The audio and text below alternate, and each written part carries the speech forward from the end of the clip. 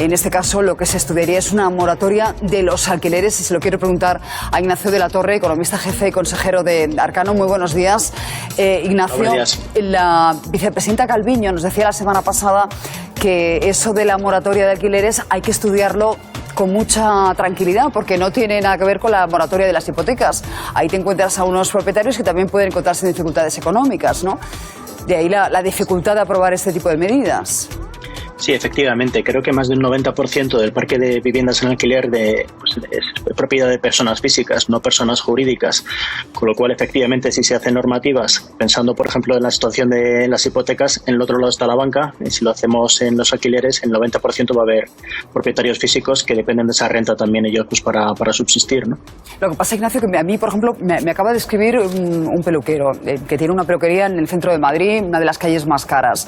Dice, no me quiere mi propietario, digamos, la persona que a mí me arrienda este piso, bajar un duro de lo que yo pago en la mensualidad. En todo caso, lo que me da es la opción de prorratear ese pago en los próximos meses, pero yo no estoy ingresando nada, no puedo prorrateárselo. Habrá muchos casos como este, ¿no?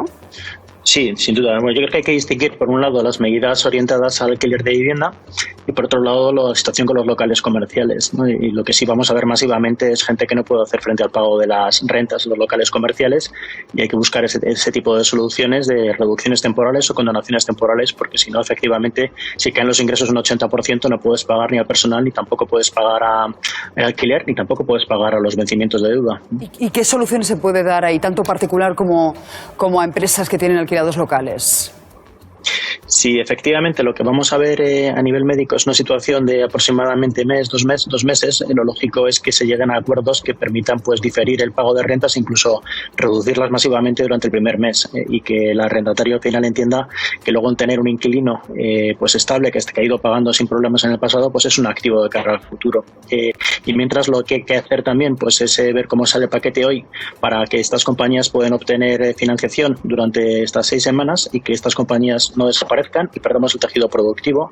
Y tercero, ver si a través de estímulos fiscales podemos ayudar a que estas compañías ingresen algo de dinero para que a cambio no despidan gente y de esa forma mantener vivo el tejido productivo. De hecho, la propia Nadia Calviño está pidiendo a los bancos que abran esas líneas de crédito ya, que no tarden en conceder esos préstamos. No, pero al hilo, Susana, de lo que decías me parece muy interesante, porque las moratorias de las hipotecas, y que nos lo diga Ignacio de la Torre, no es una condonación de la deuda. No es que, por ejemplo, estemos en el estado de alarma, por ejemplo, 2 meses más y de repente el banco le vaya a perdonar la hipoteca o la letra del mes de mayo y del mes de junio a cualquier persona que tenga una hipoteca. No, lo que va a hacer es, digamos, restablecer el periodo de pago. Si a lo mejor a uno le quedan 30 años para pagar la hipoteca, pues, oye, estos 2 meses te lo diluyo en los 30 años, al igual que tu amigo el peluquero, el alquiler. Al final, lo que no se puede pretender es que nos condonen el mes de marzo y de abril porque no tenemos ingresos, pero sí que sería lógico, Ignacio, pedir a todos los caseros, a todos los propietarios, oye, que prorrateen, al igual que se va a hacer con las hipotecas, el pago de los alquileres para que sea más fácil. No te pago ahora, no te pago mayo, pero te pago en los próximos meses, en los próximos años, ¿no?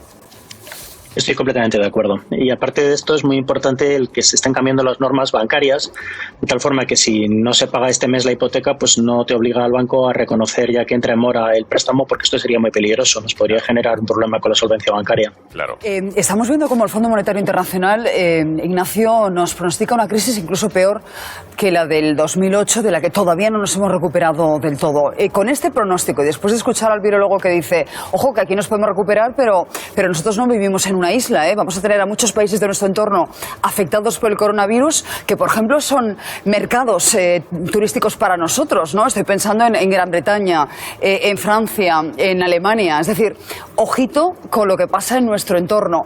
¿Qué tipo de medidas deberían plantearse, por ejemplo, para el sector turístico, sabiendo que esta crisis va para largo?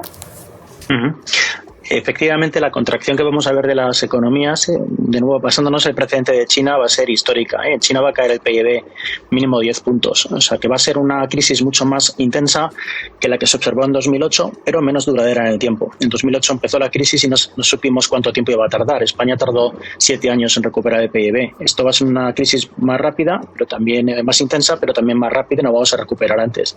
Es verdad que el daño va a ser enorme en sectores muy cíclicos como el turismo y como los automóviles, automóviles, y lo que hay que plantear ya es empezar a pensar en medidas de reconstrucción. Por ejemplo, en el caso de China están enviando ya el gobierno cheques y vouchers para que la gente vuelva a salir a los restaurantes, para que vuelva a comprar coches. Podemos plantear reducir el IVA durante unos meses para animar a que la gente compre casas o compre coches, y efectivamente hay que pensar en crear fondos de estabilización como el que ha creado Alemania para poder ayudar a compañías muy afectadas, tanto por el lado de fondos propios como por el lado de la deuda. ¿Y la renta mínima que ahora mismo propone, por ejemplo, el exministro Luis de Guindos, ahora vicepresidente del Banco Central Europeo? Esto lo llevaba Podemos en su programa electoral, PP lo criticó mucho, pero claro, la situación ha cambiado totalmente. Sí, yo creo que en una situación de emergencia el establecer medidas que protejan a los más vulnerables tienen sentido. Lo que ocurre es que una cosa es la renta mínima y otra cosa es la renta mínima universal. Ahora se está hablando de las dos primeras, renta y mínima, y creo que tiene sentido en ciertos colectivos. Y lo importante aquí es no dar un cheque y ya está, como están pensando los americanos, porque entonces la gente lo ahorra, sino dar una renta que sea continuada en el tiempo. Es que al final yo supongo, Ignacio, que lo que la gente hará con el activo que reciba es ser conservador, porque en tiempos de crisis es a lo que tiende la población. Yo quería volver un momentito solamente al problema que te planteaba Gonzalo acerca del arrendador y el arrendatario. España, por su característica económica, es uno de los países de Europa con más locales relacionados con la hostelería y con el ocio. Evidentemente, esos locales están o alquilados o se están pagando una hipoteca, porque muy pocos son ya en propiedad del que lo está llevando a cabo. Le voy a poner un ejemplo muy concreto. Justo en el entorno del Santiago Bernabéu, local dedicado a hostelería, a comida, alquiler mensual de 15.000 euros al mes, unos 200 metros cuadrados de local. Esto es un caso real, el que le estoy contando. Al final no deja de ser un contrato privado entre arrendador y arrendatario. Habría que apretar un poco más hacia el intervencionismo, porque al final es intentar convencer al que te alquila de que te demore el pago. Pero me da la sensación de que habría que legislar una suerte de obligación a hacerlo. No sé qué opinas. Sí, o bonificación. Claro. Yo creo que por las buenas va a haber bastantes acuerdos, es lo más razonable. También hay que tener en cuenta que si tienes un local alquilado y lo tienes hipotecado, si se reduce mucho la renta yo no puedo pagar la hipoteca y eso puede generar un problema bancario. Pero yo creo que lo razonable es que en estas semanas se produzcan muchos acuerdos entre propietario e inquilino, de tal forma que se pueda reducir temporalmente los pagos de las rentas y que no ahogue tampoco a la persona o a la empresa que está alquilando ese local, porque si se ahoga yo soy el primero que voy a tener un problema el día de mañana cuando se quede local vacío. Pierden todos, efectivamente. Estamos viendo como Ana Botín pues anuncia que se rebaja el sueldo a la mitad a cambio de momento no despedir a nadie. Esta es una de las últimas noticias que hemos conocido. El Gobierno se plantea también bajar el sueldo de los funcionarios un 2%. ¿Esto es lo que nos espera, Ignacio? Es decir, empezar a pensar ya en este tipo de rebajas. Y otro asunto más. El presidente de Castilla y León dice, deberíamos plantearnos, por lo menos en el sector industrial, que las cuarentenas cuenten como vacaciones de verano. A ver, la primera consideración es que vamos a ver unas contracciones de PIB parecidas a las que se experimentaron en la Segunda Guerra Mundial. En el caso de España, en el 36 perdimos 22 puntos de PIB desde julio hasta diciembre, y lo que hace falta es plantear mecanismos de respuesta parecidos a los que se utilizan en las guerras para intentar minimizar el daño.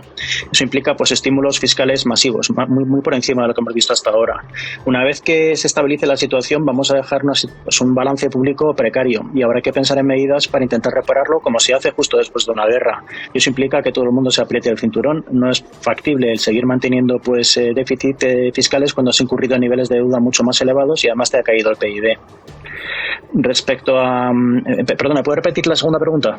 Te he hecho un compendio de preguntas, pero por un lado está el debate efectivamente de bajada de sueldos generalizada, esto ya lo vimos en la crisis de 2008, y el segundo debate que se plantea, por ejemplo, desde Castilla y León es que las vacaciones de verano sean esta cuarentena. Es decir, que en el sector industrial, efectivamente, sí, a mí eso me parece un error. Me parece un error porque tened en cuenta que si el sector turístico español son 12 puntos de PIB y lo poco que van a esperar es que si se acaba la situación médica en mayo, pues al menos los españoles viajemos por España en julio y agosto. Si lo que decimos es que se cancelan las vacaciones, lo que vamos a hacer es poner el clavo en el ataúd en el sector turístico, con lo cual es una medida que yo no creo que sea razonable. Pues Ignacio de la Torre, muchísimas gracias. Un placer, muchas gracias a vosotros.